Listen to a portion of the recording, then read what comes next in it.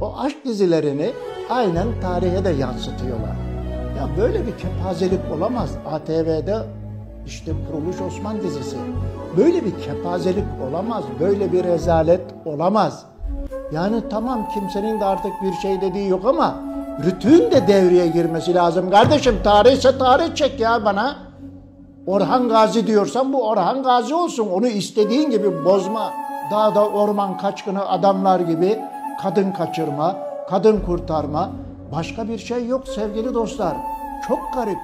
Şu kepazeliği, şu rezaleti Osman Gazi'nin Edebalı'nın dizinde böyle mi yetişiyor gençler o dönemde?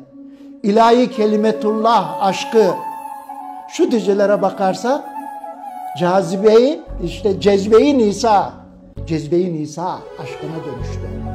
Ya kepazelik ya, oynamayın bu kadar. Oynamayın bu kadar. Kemiklerini sızlatıyorsunuz. Söylüyorum burada, sizlerin de kemikleri sızlayacak yarın. O kemikleriniz bu dünyada sızlamasa yarın kabirde sızlayacak. Net söylüyorum. Yazıklar olsun size diyorum. Böyle bir şey yok. O ilahi kelimetullah davasıyla büyümüş, aşkıyla yanıp tutuşmuş ve o uğurda çarpışmalar yapan Orhan elini nasıl aldı? Nasıl? Bursa kuşatmalarına nasıl katıldı? Daha gençken Karatekin Hisarı'nda neler yaptı? Anlatsana bunları.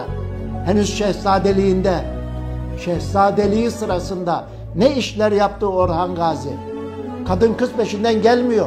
Ve burada söylüyorum, Holofira'yı bir kez gördüğüne bir kaynak, bir yazı gösteremezsin. Romanların ve hikayelerin dışında.